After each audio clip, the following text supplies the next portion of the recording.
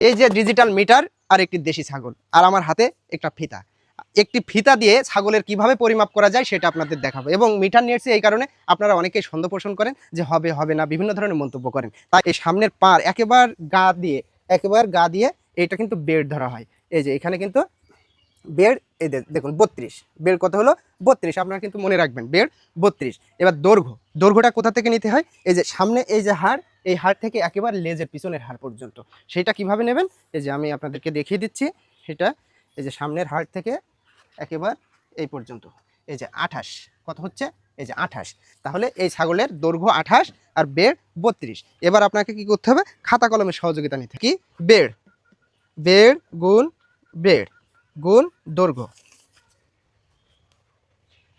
By 660। এই 660টা সূত্রের, আর total এটা একটা সূত্র, যেমন আপনারা অঙ্ক করেন বা বিজ্ঞানের বিভিন্ন সূত্র দেখেন না, নিউটনের সূত্র দেখেন সেরকম। তো বেড আমাদের কত হলো 32 গুণ 28 বাই 660। এবার তাহলে আমরা, আপনাদের সবারই পকেটে স্মার্টফোন থাকে আর ছোট ফিতে কোনো সমস্যা না। এবার তাহলে আমরা গুণ করব 32 গুণ 28, তাহলে কত হলো 28,672। কত হলো 28,672 বাই 660। এইটাকে আবার আমাদের এই 660 দিয়ে ভাগ করতে হবে, ভাগ 660 কত হলো 43.44। আমরা এখানে একটু বেশিই ধরে নিলাম, 44ই ধরে নিলাম আমরা এখানে 44 কেজি। অর্থাৎ এই যে ছাগলটা আপনারা দেখতে পাচ্ছেন, যে ছাগলটার মাপ দিলাম, এই যে দেশি সুন্দর একটি কালো ছাগল, এর টোটাল সব মিলে এর ওজন আছে 44 কেজি।